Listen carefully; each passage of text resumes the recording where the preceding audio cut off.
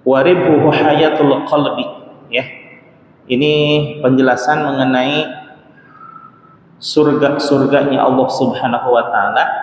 Kemudian tentang ruh latifah yang ada di dalam jiwa kita.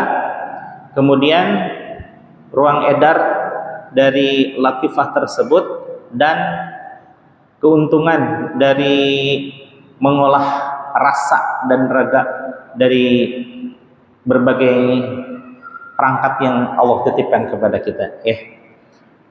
Bismillahirrahmanirrahim. Wa qala al-musannifu, berkata Syekh Abdul Qadir Al-Jilani sebagai penyusun kitab ini, beliau menyatakan waribhuhu, adapun keuntungan hayatul qalbi, hidupnya qalbu kita, wa musyahadatuhu, dan menyaksikannya qalbu tersebut, fi alamil malakuti, terhadap alam malakut. Tidak semuanya kaum muslimin wal muslimat bisa bermusyahadah terhadap alam malakut.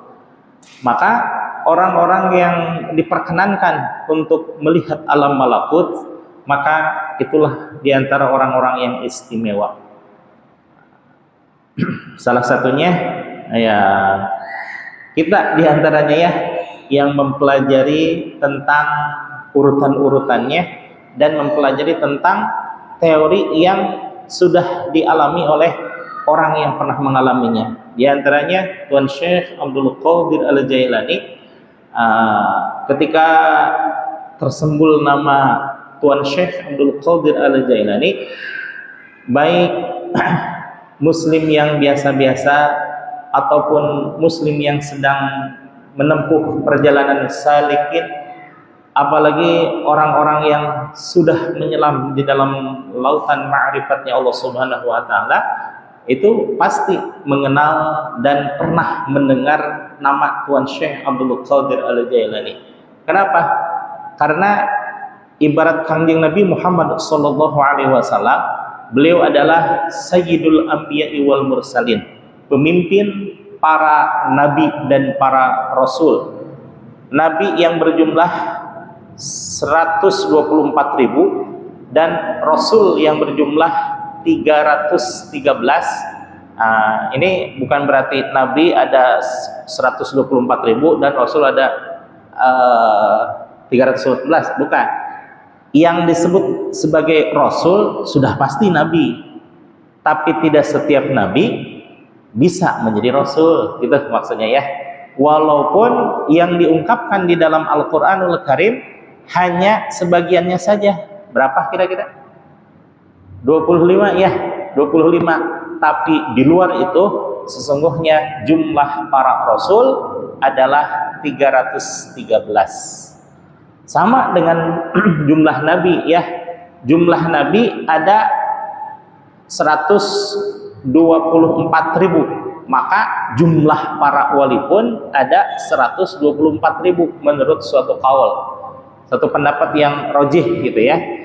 Cuma bedanya kalau nabi begitu meninggal, ya sudah, tidak ada gantinya, kecuali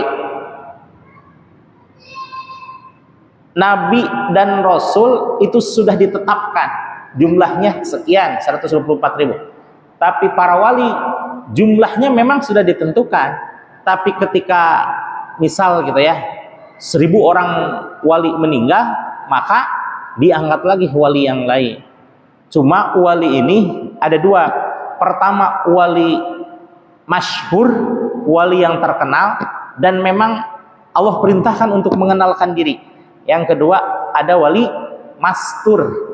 Mastur itu tersembunyi, tidak boleh untuk memperkenalkan dirinya adalah seorang wali. Sebagaimana Syekh Kiai Hamad, ya, Kiai Hamad di daerah Jawa Timur, suatu saat ada orang yang memberikan salam kepada beliau. Ada orang yang sowan ke daerah Pasuruan, Syekh Abdul Hamid, Kiai Abdul Hamid, beliau wali terkenal karena memang diperintahkan oleh Allah untuk memperkenalkan bahwa dirinya adalah wali. Nah, Syekh Hamad ini dari Tegal. Kemudian ya mohon maaf ya, sehari-harinya tidak menampakkan seorang wali. Bahkan untuk ukuran sekarang tidak ada penampilan kiai-kiai acan. Ya, kalau kiai gimana sih penampilannya? Pakai sorban, pakai gamis, pakai peci, kemudian bawa tasbih besar-besar gitu. Gitu ya. Ini mah enggak. Sehari-harinya ada di pelataran di pinggiran pasar. Bahkan sebagian orang menganggapnya, mohon maaf ya, orang gila katanya ya. Padahal beliau adalah wali. Suatu saat ada orang yang datang ke Pasuruan, kata Kiai Abdul Hamid, dari mana? Katanya. Saya dari Tegal, Kiai. Ngapain kamu jauh-jauh ke sini? Itu aja. Ada di Tegal tuh paku buminya Jawa adalah beliau. Lah siapa Kiai? Itu Hamad gitu. Hamad. Hamad yang pakaian comang-comang iya katanya. Kalau di kampung saya mah itu terkenal agak gila Kiai. Justru itu semua orang tidak mengenal dia, padahal beliau adalah waliullah. Sampaikan salam dari saya. Baik Kiai. Datanglah si tamu tersebut ke Tegal menghaturkan salam kepada Kiai Hamad. Kiai, ada salam dari Kiai Abdul Hamid. Langsung terbelalak matanya menoleh kepada tamu itu. Masya Allah, kurang ajar itu si Hamid katanya. Mohon maaf ini sesama wali ya, sesama wali jangan ikuti. Kurang ajar itu si Hamid katanya, membocorkan rahasia saya. Udahlah, saya nggak mau tinggal lagi di sini. Pergi beliau dari daerah Tegal. Karena memang tidak diperintahkan oleh Allah untuk memperkenalkan diri bahwa dia adalah seorang wali. Ya. Sementara Syekh Abdul Hamid menyampaikan salam pun itu bukan kesengajaan, karena sesama wali gimana sih sama teman, ketemu sama orang teman lagi, sampaikan salam saya ya, kayak gitulah sama teman gitu ya. La yu'raful waliya illa biwaliyin, tidak mengetahui seorang wali kecuali oleh wali itu sendiri. Maka hati-hati ya, hati-hati, mungkin saja di sekitar kita ada seorang wali, entah yang masyhur atau mastur. Bagaimana perbedaannya? Kalau wali yang masyhur, dikenal kewaliannya, maka itu yang bisa diikuti. Salah satunya adalah guru mursyid. Setiap mursyid pasti itu adalah waliullah. Cuma tingkatan mursyidnya macam-macam. Ada wali saja, ada wali mursyid, ada wali kamil, ada yang paling tinggi adalah kamil, wali mursyid kamil mukammil. Beliau sempurna dan bisa menyempurnakan orang lain. Dalam artian menyempurnakan ibadahnya kepada Allah Subhanahu wa taala. Menyempurnakan kolbu seseorang supaya bisa tawadhu di hadapan orang lain. Satu saat tawadhu ketika diperlukan untuk memberikan keilmuan, ia memberikan keilmuan. Itu dalam artian tawadhu itu bukan berarti saya emang nggak mau tampil, diem aja di pojokan rumah. Ya enggak lah kayak gitu ya. Di mana diperlukan tampil, di mana enggak ya diem saja.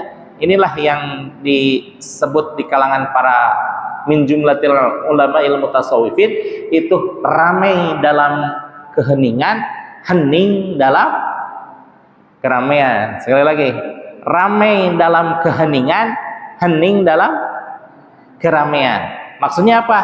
Ketika orang-orang ramai, katakanlah ada tabligh akbar gitu, kan orang ramai ya, berdesak-desakan.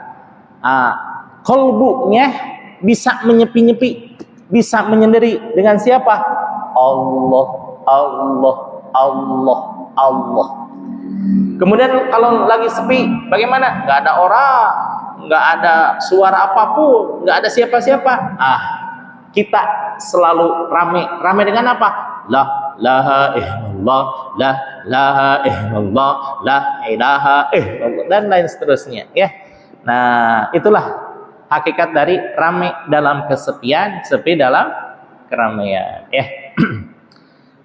Kembali ke sini, bahwa para wali itu jumlahnya sudah tetap 124.000 wali.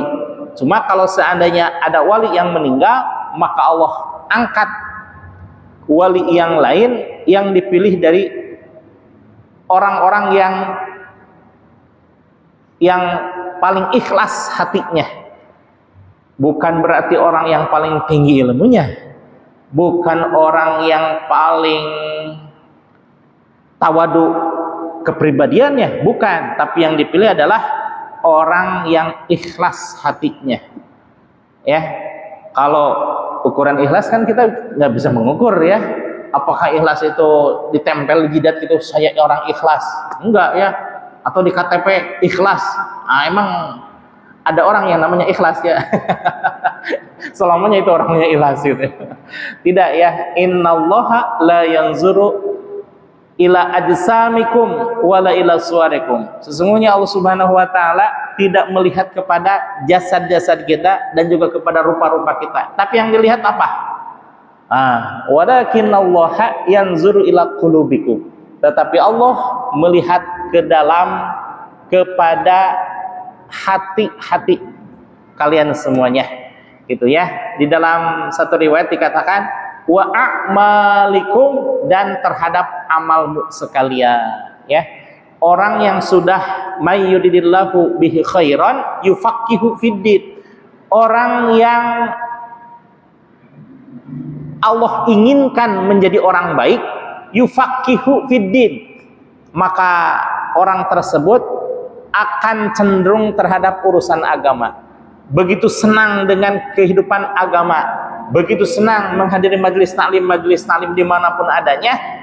Yufaqihu fiddin, maka orang tersebut Allah jadikan mengerti tentang urusan agama ya. Jadi orang yang ikhlas hatinya berbanding lurus dengan amalnya, dalam artian amal itu tidak ingin dikelihatan oleh orang lain. Tapi kalau seandainya ibadah itu nampak jelas, maka biasa-biasa saja. Nampak jelas itu bagaimana? Seperti halnya orang yang beribadah kurban. Ada nggak orang ibadah kurban sembunyi-sembunyi? Kan nggak ada. Paling banter tidak disebutkan alamatnya. Itu sudah pasti, sudah luar biasa itu ya. Tapi untuk kepentingan administrasi, ya disebutkan namanya dan alamat jelasnya. Ya. Jangan kalau ibadahnya sedikit tulis aja hamba Allah katanya. Pas dilihat berapa? 2.000. Aduh subhanallah. Enggak ya. Ketika kita beramal yang sembunyi-sembunyi, maka laksanakanlah secara sembunyi. Ketika amal itu dijaharkan atau dinampakkan kepada orang lain, ya tampakkanlah. Sebagaimana Rasulullah SAW ketika sholat yang harus disirkan, ya Rasul, ya kita mengikuti apa yang dilakukan oleh Rasul, karena itu adalah pakam dalam hukum Islam. Apa yang diucapkan Rasul, apa yang diperbuat oleh Rasul, bahkan apa yang ditakrirkan, ditetapkan oleh Rasul, sekalipun Rasul tidak berucap, tidak berbuat, tapi itu ketetapan Rasul, maka itu menjadi hukum di dalam Islam. Ya, maka orang yang senantiasa mencintai Rasulullah SAW pasti di dalam kalbunya mencintai Allah, gitu ya. Alhamdulillah. Wa musyahadatuhu, dan keuntungan yang lain dari hidupnya kalbu kita fi alamil malakut, dalam menyaksikan alam malakut. Lalu bagaimana cara menghidupkan hati? Apakah diberikan setruman biar hidup gitu? Itu maaf medis gitu. Orang yang bermasalah jantungnya dikejut oleh listrik, itu bisa hidup gitu jantungnya, tapi untungnya ya. Kalau kalbu bagaimana menghidupkannya? Subhanallah, ada teknik-teknik tertentu yang bisa menghidupkan kalbu. Innallaha yuhyil qalbal mayyita binuril hikmah kama yuhyil ardal maitata bima'il matar. Sesungguhnya Allah Subhanahu wa taala menghidupkan hati seseorang yang sudah mati. Yuhyil qalbal maita, menghidupkan kalbu yang sudah mati dengan apa katanya? Barusan binuril hikmah, dengan cahaya hikmah. Apa itu cahaya hikmah? Bukan berarti ilmu hikmah, bukan ya. Kadang zaman sekarang apalagi santri-santri yang sahayab itu biasanya menyalahartikan arti kata hikmah. Hikmah itu disangkanya wirid-wiridan, zikir-zikiran, mandi 7 kembang, mandi 7 sumur dan lain sebagainya. Tidak ya, tidak. Hikmah itu adalah sesuatu yang diberikan oleh Allah Subhanahu wa taala kepada seseorang. Entah itu tiba-tiba pengen berjamaah ke mushola, tiba-tiba pengen mengistiqomahkan berjamaah ke masjid, tiba-tiba ingin menghidupkan majelis taklim, tiba-tiba di mana saja dan kapan saja keinginan untuk belajar, entah itu melalui YouTube, melalui majalah, melalui koran, melalui roda dan lain sebagainya. Itu adalah cahaya hikmah. Cuma itu datangnya sekali-kali. Bagaimana cara intens untuk mendapatkan cahaya hikmah? Yaitu dengan tidak ada lain, yaitu dengan zikrullah. Sebagaimana Sayyidina Ali qad sa'alan nabi inna aliyan qad sa'alan nabi Muhammadin sallallahu alaihi wasallam. Sesungguhnya Sayyidina Ali telah memohon kepada Rasulullah sallallahu alaihi wasallam, dulluni ala ya Rasulullah, tunjukkan saya kepada 3 hal. Apa itu? Yang pertama, aqrabut turuq. Aqrabut turuqi adalah jalan yang paling dekat menuju Allah. Yang kedua, wa ashaliha, dan yang paling mudah. Sayyidina Ali padahal paling jago-jagonya ilmu, tapi beliau menginginkan jalan yang paling mudah menuju Allah. Dan yang ketiga, wa afdaliha indallah, dan yang paling utama menurut Allah Subhanahu wa taala. Bukan menurut manusia, bukan menurut malaikat, bukan menurut nabi, bahkan hanya ingin Allah yang menganggap bahwa itu adalah keutamaan. Apa itu? Maka atas 3 pertanyaan permohonan Sayyidina Ali tersebut, Nabi Muhammad SAW hanya cukup menjawab dengan 1 perkara, tapi terjawab itu yang 3-tiganya. Apa itu? Alaika bimudawamati. Lanjutkan. Santri ini bagaimana hafiz? Alaika bimudawamati zikrillah. Memang hadis ini, hadis bukan Al-Quran, mohon maaf ya. Wajib atas engkau wahai Sayyidina Ali untuk berzikrullah, berzikir kepada Allah di mana saja, kapan saja, dalam bagaimanapun keadaannya, gitu ya. Maka untuk menghidupkan hati itu tentu dengan zikrullah. Lalu bagaimana zikirnya? Kan zikir itu bermacam-macam. Bisa lafaz ini, lafaz itu, lafaz anu dan lain sebagainya. Saya pun dulu pertama mondok diberikan suatu amalan oleh kiai untuk melengketkan hafalan dan mencerdaskan otak katanya.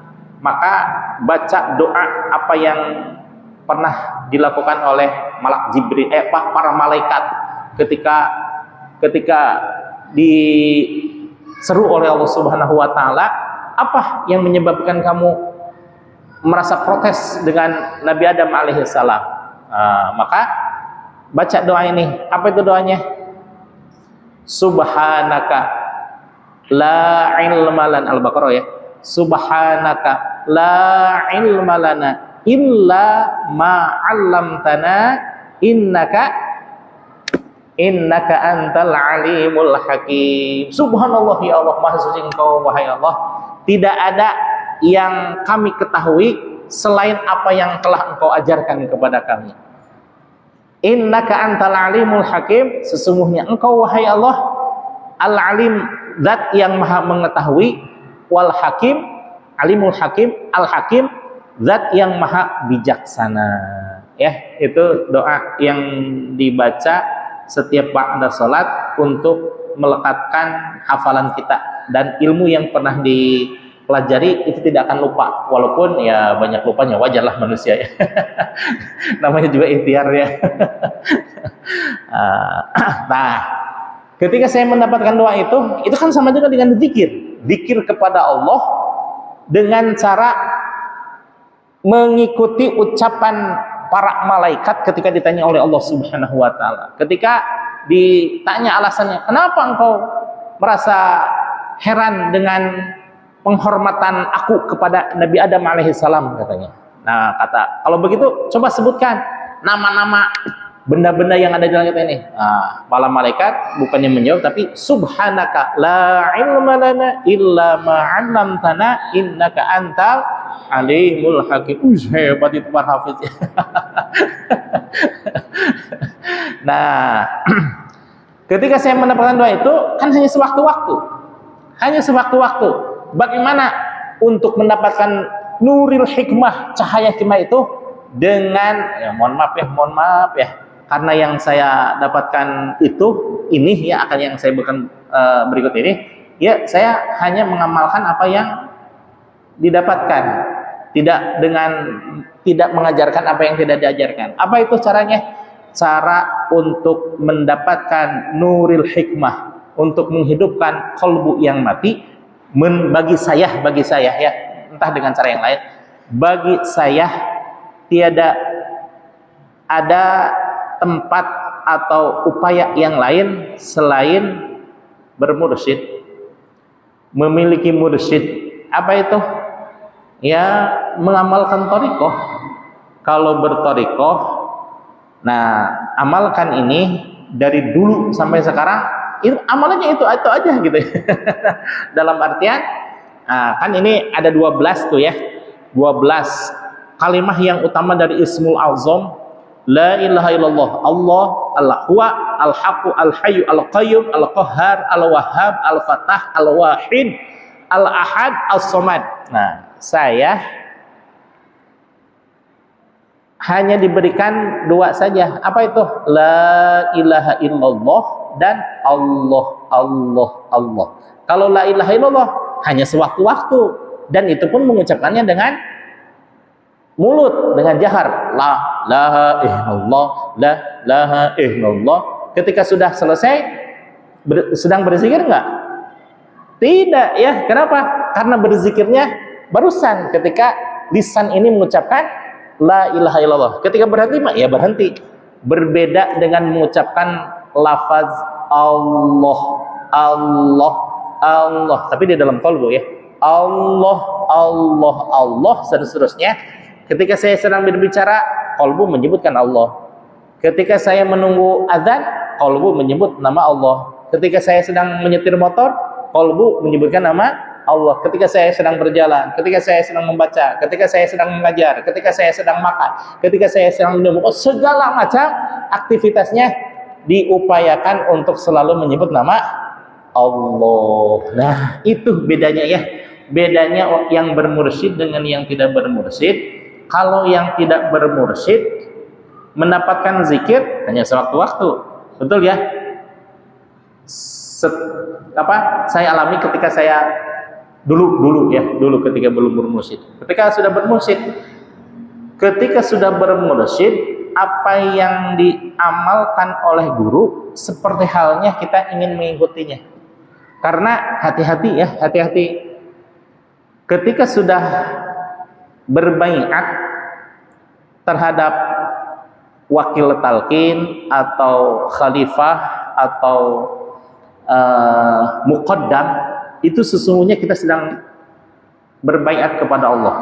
Lihat di dalam surah Al-Fat ayat 10. Innalladzina yubayyi'unaka innama yubayyi'unallah. Ini asbabul wurudnya adalah ketika Nabi Muhammad SAW sebelum hijrah dari Mekah ke Madinah, itu dari Madinah pada datang ke hadapan Rasulullah SAW di Bai'atur Ridwan. Di Bai'atur Ridwan 3 kali. 1 orang, pertama 17 orang, kedua 73, kemudian ketiga 100 berapa? Mohon maaf lupa lagi ya. Nah, orang itu berbaiat kepada Rasulullah SAW. Apa? Baiatnya adalah kalau Rasulullah SAW ada yang menyerang, maka kami siap untuk membela engkau wahai Rasul. Dan kalaupun Rasulullah Shallallahu Alaihi Wasallam ada kelompok-kelompok yang berusaha untuk mengganggu secara fisik, kami pun akan siap membela dengan seluruh jiwa dan raga. Kemudian apapun yang diucapkan oleh Rasul, kami akan mengikuti. Nah ini amaliyah kolbunya. Ini sobek ya. Apapun yang diperintahkan oleh Rasul, kami akan berusaha untuk mengamalkan. Lalu atas peristiwa tersebut, Rasulullah Shallallahu Alaihi Wasallam diabadikan di dalam surah Al-Fat ayat 10. Innalladzina yubayyi'unaka innama yubayyi'unallah. Sesungguhnya wahai Muhammad, orang-orang yang berbaiat kepada kamu, kepada engkau, itu hakikatnya adalah berbaiat kepada Allah. Yadullahi fawqa aydihim. Maka kekuasaan mereka, kekuasaan Allah di atas kekuasaan mereka. Orang-orang banyak kan bisa berkuasa itu ya. Nah, kekuasaan Allah berada di atas kekuasaan apapun.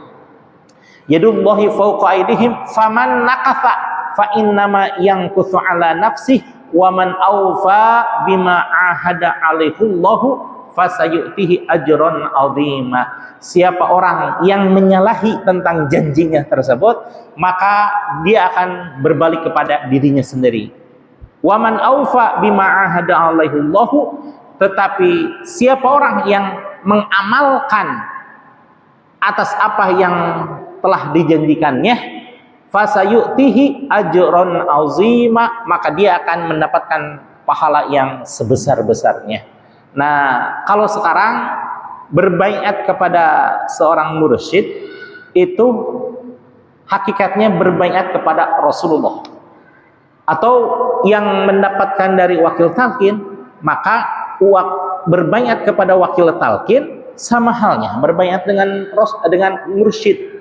Berbaiat terhadap mursyid itu sama halnya berbaiat kepada Rasulullah Shallallahu Alaihi Wasallam. Berbaiat kepada Rasulullah sama halnya hakikatnya adalah berbaiat kepada Allah. Satu hal yang perlu digarisbawahi adalah ketika berbaiat kepada seorang mursyid bukan apa-apa, bukan nanti saya akan menghaturkan harta kekayaan saya 100%. Nggak ada yang seperti itu. Apa itu? Setiap mursyid pasti hanya satu yang dibaiatkannya, yaitu tentang zikrullah. Jadi kalau orang yang belum bermursyid, maka hukumnya adalah sunnah. Zikir itu sunnah. Tapi bagi seorang yang sudah berbaiat terhadap mursyid, zikir itu apa hukumnya? Hukumnya wajib. Nah, gitu ya. Wajib itu kapan? Wajib ketika ba'da sholat. Gitu aja. Nah, bagi saya yang super malas, super horeama, super pohoan dan lain sebagainya, kalau tidak diingatkan dengan baiat terhadap mursyid, saya pasti nggak akan dikir-dikir, ya, nggak akan dikir-dikir.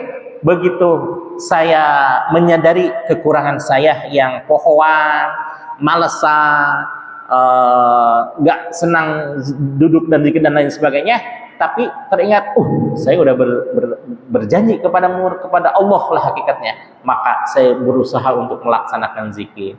Apakah memberatkan? Tidak, ya. Saya mohon maaf ya, mengamalkan zikir itu tahun 92, berarti sudah 32 tahun. Apakah dilarang saya makan? Enggak, saya makan sekenyang-kenyangnya. Apakah dilarang untuk tidur? Tidak, saya tidur bahkan di antara keluarga saya yang paling banyak tidur. Apakah saya dilarang untuk beli pakaian? Tidak, saya mah bebas-bebas aja beli pakaian yang kayak gimana juga, ya. Kemudian apakah tidak boleh untuk membeli motor? Saya juga bisa lah nyicil lah motor WMR gitu. Tidak ada larangan. Larangannya hanya satu. Apa itu? Tidak boleh menyalahi aturan agama dan aturan negara. Kira-kira bagus nggak itu? Ya bagus lah gitu ya. Tidak menyalahi peraturan agama, berarti menjadi warga negara yang baik. Kalau tidak menyalahi peraturan agama, tidak menyalahi peraturan agama, berarti menjadi hamba Allah yang soleh. Betul ya? Tidak melanggar peraturan negara, berarti menjadi warga negara yang baik. Pilih mana saya? Ya pasti saya memilih yang ini gitu ya. Sudah mah baik dan kerasa oleh diri sini, ikut aja gitu ya. Itu ya hakikat. Jadi perbedaannya itu. Perbedaannya kalau yang belum bermursyid tidak menjadi wajib dan memang tidak ada janji apa-apa. Tapi bagi saya dan orang-orang yang sudah berbaiat itu menjadi kewajiban untuk selalu taat kepada Allah dan taat kepada negara, begitu ya. Lanjut ah. Mithlu musyahadatil jinan, dan semisalnya, subhanallah, ini ya, bisa menyaksikan surga, wa ahliha, dan bisa menyaksikan penduduk surga, wa anwariha, dan bisa bermusyahadah atau menyaksikan cahaya-cahaya surga, wa malaikatiha, dan malaikat-malaikatnya Allah subhanahu wa ta'ala. Subhanallah ya. Orang yang disaksikan, diizinkan untuk bermusyahadah oleh Allah subhanahu wa ta'ala, bisa melihat alam malakut, bisa melihat surga, bisa melihat cahaya, bisa melihat malaikat dan lain sebagainya. Itu hanya orang-orang tertentu, hanya orang-orang yang diizinkan oleh Allah sebab akibat dari prestasi ibadahnya. Kalau misalkan gitu ya, ada ulama yang sudah sepuh gitu ya, maka husnuzonnya kita, subhanallah, ini ulama dari mulai muda sampai usia sesepuh itu hanya ibadah aja kepada Allah dan berusaha sekeras mungkin untuk menghindari maksiat. Berarti subhanallah, pahalanya bagaimana, keriduan Allahnya luar biasa, rahmat yang dia dapatkan dari Allah luar biasa istimewa. Maka orang yang seperti itu biasanya itu ya, yang dilimpahkan oleh Allah keistimewaan untuk bermusyahadah seperti itu. Bagaimana kalau di Cilengsi seperti dulu ya, ada Habib Muhsin, udah mah Habib, udah mah ulama, udah mah sepuh, udah mah ahli ilmu, udah mah ahli zikir. Wah, itu mah sempurna lah. Subhanallah ya. Maka jangan dulu menunggu usia sepuh kalau untuk bisa berbuat baik ya. Kalau bisa sekarang, ngapain nanti gitu ya. Kalau bisa saya yang melaksanakan, kenapa harus orang lain gitu ya. Maka untuk berbuat kebaikan tidak menunggu waktu, tidak menunggu kapan, tidak menunggu di mana, ada kesempatan, ada niat, laksanakan. Itu ya. Insya Allah mudah-mudahan kita semuanya termasuk orang-orang yang baik. Amin ya Allah ya Rabbal alamin. Wa mithlun nutqil batini, dan semisal mengucapkan dengan kehalusan batin, bilisanihi, dengan lisannya, bimula hazati asma'il batin, dengan mulazamahnya, dengan berkesinambungannya asma-asma batin, bila nutqin, yang tanpa suara, wala harfin, dan tanpa huruf. Nah, ini bagaimana maksudnya? Melafadzkan sesuatu yang tanpa suara dan tanpa huruf. Apakah bisa? Bisa tidak kira-kira? Bisa. Melafadzkan sesuatu, terutama lafaz Allah, tanpa suara. Memang bahwa melafazkan lafaz Allah, salah satu metodenya adalah dengan zikir khafi. Apa itu zikir khafi? Zikir yang tersembunyi, hanya kita saja yang mengetahui, tanpa mengucapkan, tanpa bersuara, tanpa melakukan gerakan. Yang melakukannya hanya qalbu kita.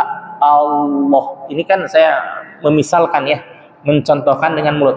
Allah, Allah, Allah, qalbu, gerakannya. Nah, ghamid ainaika walsaq lisanak, lipat lidah ke atas nih. Supaya apa lidah ke atas kan? Supaya mengunci, tidak bergerak-gerak lisannya. Kemudian yang sibuk melafazkan lafaz Allah itu hanya qalbu. Allah, Allah, Allah, Allah, Allah. Nah, sebagainya ya. Ini pun memang diamalkan oleh Tuan Syekh Abdul Qadir Al-Jailani. Dan amalan dari Thariqah Qadiriyah wa Naqsyabandiyah, kalau Naqsyabandiyah lafaz Allah, Allah, Allah. Lafaz Qadiriyah lafaz la ilaha illallah. Itulah makanya Syekh Ahmad Khatib Sambas Kalimantan tidak mengajarkan lafaz Allah, tidak cuma mengajarkan lafaz la ilaha illallah, tapi beliau mengajarkan dua-duanya. Ketika beliau belajar di Makkah Al-Mukarramah kepada Syekh Samsuddin, karena ketinggian ruhaniyahnya, maka beliau diberikan khirqah kemursyidaan. Maka beliau berhak untuk mengajarkan lafaz la ilaha illallah. Kemudian ketika beliau belajar tarekat kepada Syekh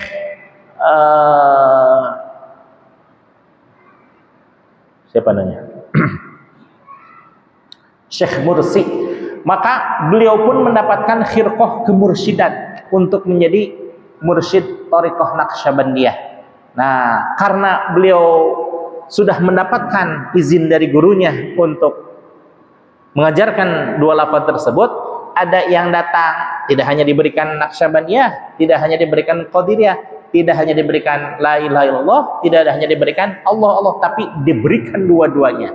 Kemudian berlanjut kepada Syekh Tolhah Kalisapu Syirbon, kemudian berlanjut kepada Syekh Muhammad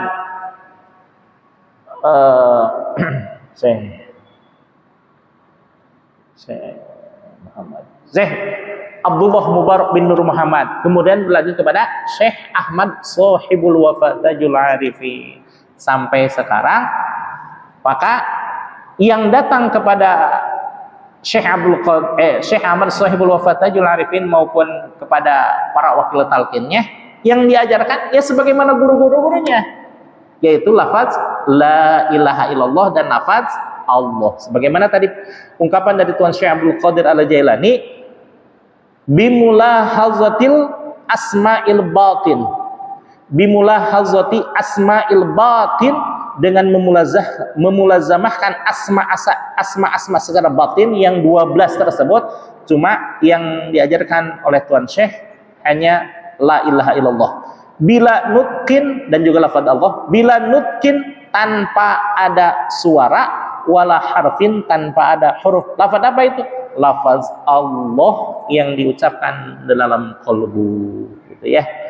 Wa maskanuhu, adapun tempatnya, fil akhirati, di akhirat nanti, al jannatu tsaniyata, yaitu surga yang nomor 2, surga yang kedua tingkatannya. Apa itu?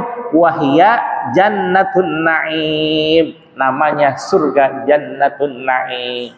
Di pertama kemarin kita mengetahui bahwa yang mengolah rasa dan raga melalui asma-asma tertentu dengan bitakhalluqi bi akhlaqi asma'il husna, dengan takhalluknya asmaul husna di dalam diri kita, berusaha untuk menerjemahkan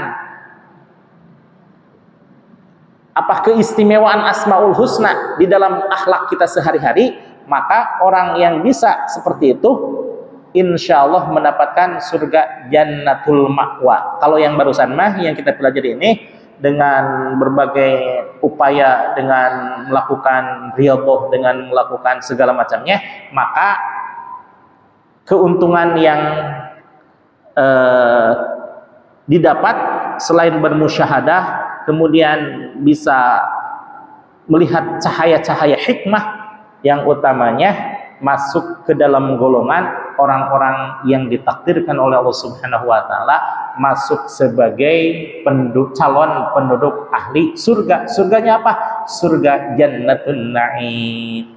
Bagi kita mah ya, jangankan surga Jannatul Ma'wa, surga Jannatul Na'im, surga Jannatul Firdaus, surga Jannatul Qardar dan sebagainya. Surga yang tanpa nama pun asal Allah ridho, itulah yang harus kita ya. Jadi intinya adalah bukan surga yang menjadi tujuan, tapi rahmat dan ridho Allah. Demikian. Terima